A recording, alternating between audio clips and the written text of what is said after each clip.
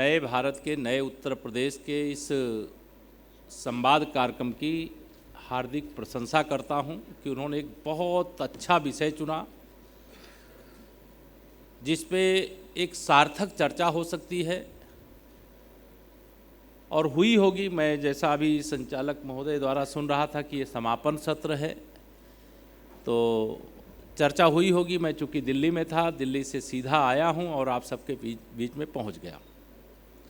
यहाँ हमारे दैनिक जागरण परिवार के सभी जो प्रमुख लोग यहाँ मंच पर और मंच के सामने बैठे हैं, वह सभी सामाजिक दृष्टि से, राजनीतिक दृष्टि से, धार्मिक दृष्टि से अलग अलग क्षेत्रों में अपनी भूमिका निर्वहन करने वाले सभी महानुभाव, मैं आप सबका, और यहाँ विशेष तौर से नारी शक्ति भी, चूँकि आधी आबादी है समाज की, वह भी यहाँ हमारी महिलाएं भी उपस्थित हैं, उन सबको प्रणाम करते हुए उत्तर प्रदेश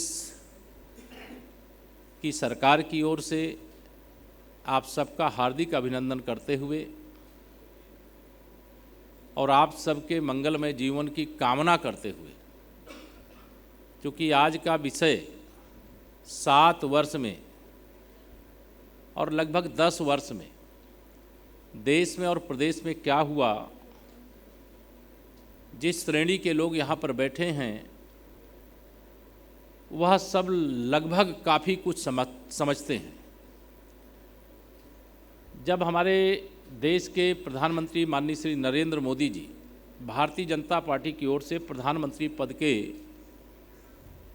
प्रत्याशी घोषित किए गए थे, तो उन्होंने भारतीय जनता पार्टी के राष्ट्रीय महाधिवेशन में, दिल्ली में था उस समय, केंद्र में कांग्रेस की मनमोहन सिंह जी की अगुवाई वाली सरकार थी,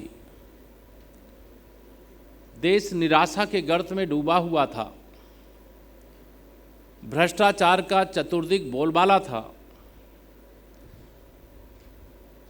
आतंकवादी हमले पर हमले हो रहे थे और भारत की ओर से विश्व की जो महाशक्तियां थीं उनके सामने गिड़गिड़ाने के अलावा कुछ भी नहीं था।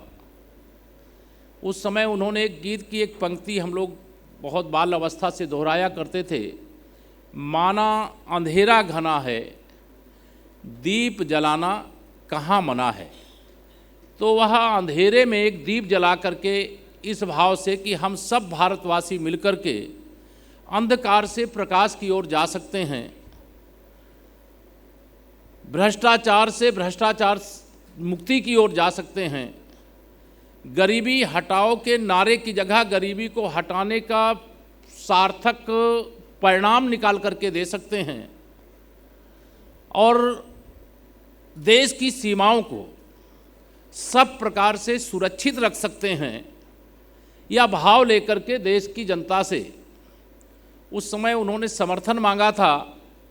हम लोग उस समय नारा लगाते थे कि 272 प्लस अगर हमको मिल जाएगा तो भारतीय जनता पार्टी को अकेले दम पर देश में बहुमत मिलेगा। लेकिन मैं देश की, प्रदेश की जनता का धन्यवाद करता हूं कि 2014 के लोकसभा चुनाव में हमें उत्तर प्रदेश के 73 सांसदों सहित देश में 283 सांसद दिए और माननीय नरेंद्र मोदी जी के नेतृत्व में देश में सरकार बन गई। और सरकार बनने के बाद तमाम घटनाक्रम है, बहुत लंबा भाषण मैं नहीं करना चाहूँगा बहुत की डिटेल में, लेकिन कुछ चीज़ें आप सबके सामने ज़रूर रखना चाहूँगा। एक आतंकी घटनाएं देश में आए दिन होती रहती थी। यह भी समाचार हम भूले नहीं होंगे कि उस समय जब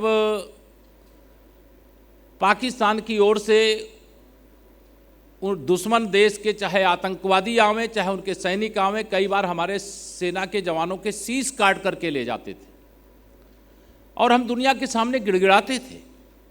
लेकिन उसी दौर में हम लोगों ने देखा था वर्ल्ड ट्रेड सेंटर को तहस नहस करने वाले विश्व के सबसे बड़े आतंकवादी ओसामा बिन लादेन, जिसके कारण से अमेरिका के कई हजार लोग मारे गए थे और अमेरिका खोज रहा था कि हमारा सबसे बड़ा दुश्मन कहाँ छिपा है। तो उस समय खोज करके वह पता कर लिए कि वह पाकिस्तान में छिपा है और पाकिस्तान में घुस करके और ओसामा बिन लादेन को पकड़ करके उनको जहां भेजना था वो वहां भेज दिए। मैं उसकी चर्चा बहुत नहीं करना चाहता, लेकिन मैं यह बात जरूर कहना चाहूँगा कि सत्य यदि दुर्बल हुआ तो कौन उस पर कान देता, शक्तिशाली की गलत भी बात यह जग मान लेता। अर्थात अमेरिका ने अगर वह किया, अपने दुश्मन को पाकिस्तान के अंदर खोज करके मार दिया, तो कहीं पूरी दुनिया के अंदर कोई हाहाकार नहीं मचा था। भारत के प्रधानमंत्री देशवासियों के आशीर्वाद से, समर्थन से माननीय नरेंद्र मोदी जी बने। दुर्भाग्य से हमारे देश पर भी एक उरी में आतंकवादी हमला हुआ था, एक पुलवामा में आतंकवादी हमला हुआ था। पहली बार देश के वीर बांकुरों ने सर्जिकल स्ट्राइक करके, एयर स्ट्राइक करके यह बता दिया कि अगर अमेरिका अपने दुश्मन को पाकिस्तान में छिपाए वहां घुस करके मार सकता है, तो भारत भी अगर भारत का दुश्मन पाकिस्तान में है तो वहां पर भी घुस करके मार सकता है। एक तो आत्मविश्वास कि देश किस प्रकार से आगे बढ़ सकता है, यह दिखाने का काम उस समय पहले किया गया। भ्रष्टाचार हमारे देश की सबसे बड़ी समस्या थी। 12 लाख करोड़ के घोटाले की उस समय चर्चा देश के अंदर हुआ करती थी। अनेक घोटाले, उनका भी वर्णन मैं नहीं करूंगा, बहुत समय लगेगा। लेकिन इन घोटालों और भ्रष्टाचार से मुक्ति का मार्ग निकालने का काम देश के प्रधानमंत्री माननीय श्री नरेंद्र मोदी जी ने किया। गर्व होता है, देश में 52 करोड़ से अधिक प्रधानमंत्री जनधन योजना के अंतर्गत खाते खोलने का काम किया। उत्तर प्रदेश के खाते 9 करोड़ हैं उसमें। और अभी देश की वित्त मंत्री जी जो इंटरिम बजट पेश किया है, आपने देखा होगा संसद में, उन्होंने एक डेटा प्रस्तुत किया। और यह डेटा बताने से पहले एक बात याद दिलाऊंगा मैं आप सबको, इस दैनिक जागरण के इतने बड़े मंच के माध्यम से, कि जब इस देश के प्रधानमंत्री श्री राजीव गांधी जी थे, वह संसद में खड़े होकर के कहते थे कि अगर हम दिल्ली से 1 रुपया भेजते हैं तो जिसके पास पहुंचना है उसके पास 15 पैसा पहुंचता है। अर्थात 85% भ्रष्टाचार।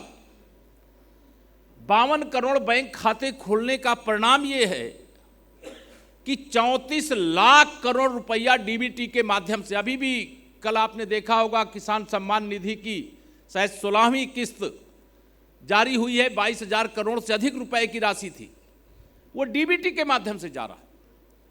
जितना पैसा भेजा जा रहा है पूरा का पूरा पैसा जा रहा है। 34 लाख करोड़ का 15% 5 लाख करोड़ से के लगभग होता, मतलब 15% 5 लाख करोड़ के लगभग होता है, और 85% लगभग 29 लाख करोड़ होता है। आप कल्पना करिए कि अगर उस व्यवस्था के अंतर्गत देश चल रहा होता तो 29 लाख करोड़ रुपया जो भ्रष्टाचार करने वाले हैं उनकी तिजोरियों में पहुंच जाता, और जिनके लिए योजना बनती उनके पास केवल 5 लाख करोड़ रुपया जाता। ये फर्क का विश्लेषण स्वयं करिए कि 15% की बात केशव प्रसाद नहीं कर रहा, हमारे प्रधानमंत्री जी या हमारे मुख्यमंत्री जी नहीं कर रहे हैं। यह बात स्वयं कांग्रेस के प्रधानमंत्री श्री राजीव गांधी जी ने कही थी। भ्रष्टाचार मुक्त भारत बनाने के लिए बड़े अभियान चल रहे हैं। रोज हमारे ऊपर आरोप भी लगते हैं विपक्ष के द्वारा कि सरकारी एजेंसियों का दुरुपयोग किया जा रहा है। मैं छाती ठोक करके कह सकता हूं, मैं जितना अपने प्रधानमंत्री जी के बारे में जानता हूं, वो कभी भी किसी एजेंसी का दुरुपयोग नहीं कर सकते और न किए हैं। लेकिन यह जरूर मैं कह सकता हूं कि कोई भ्रष्टाचारी को वो छोड़ भी नहीं सकते हैं, यह भी 100% सुनिश्चित है। अब इसके कारण से कई बार हमारे ऊपर आरोप लगता है कि अच्छा ये जो ईडी है, ये जो सीबीआई है, ये उसका दुरुपयोग किया जा रहा है। नहीं मित्रों, वो दुरुपयोग नहीं किया जा रहा है। जिनके खिलाफ सबूत मिल रहे हैं उनके खिलाफ कार्रवाई की जा रही है, और कार्रवाई में अगर किसी के, अगर ईडी अथवा सीबीआई या अन्य एजेंसियों के द्वारा अगर छापेमारी की कोई कार्रवाई हुई और उस कार्रवाई का स्ट्राइक रेट 98% है, तो उसे गलत कहा जा सकता है क्या? कोई बच्चा पढ़ाई करे और उसके 98% नंबर आ जाए, 100 में से 100% आए, बहुत अच्छा है, लेकिन 98% स्ट्राइक रेट है, और उस पर सवाल कौन उठाता है? चाहे वो कांग्रेस के सरदार श्री राहुल गांधी जी हों, वो सवाल उठाते हैं, चाहे यूपी के हमारे श्री अखिलेश यादव जी हों, वो सवाल उठाते हैं, क्यों सवाल उठाते हो भाई? क्या एजेंसियों के ऊपर देश की अदालतें नहीं बैठी हुई हैं? और अगर कोई नोटिस आती है तो आप उसका जवाब दो। लेकिन इस प्रकार के सवाल उठा करके एजेंसियों का मनोबल तोड़ने की कोशिश करके अगर आप ये समझते हो कि भ्रष्टाचार के खिलाफ कार्रवाई रुक जाएगी तो नहीं रुकेगी। मैं उस पर जाना नहीं चाहता। मैं भ्रष्टाचार के खिलाफ जो कार्रवाई चल रही है वह उसका पूरा देश स्वागत कर रहा है, वेलकम कर रहा है। उसका प्रमाण मैं मानता हूं लोकतंत्र है, और लोकतंत्र में जनता की अदालत से बड़ी कोई अदालत नहीं होती।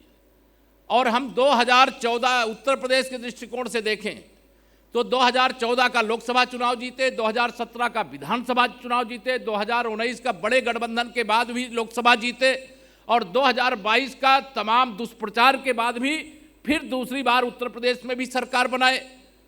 और मैं पूरे विश्वास से कह सकता हूँ, अहंकार के बस नहीं, मैं उत्तर प्रदेश की जनता के बीच में रहता हूँ, जानता हूँ, समझता हूँ। 2024 के लोकसभा चुनाव में भाजपा गठबंधन उत्तर प्रदेश की 80 की 80 लोकसभा सीटें जीतेगा। यह जनता की अदालत का फैसला आने वाला है।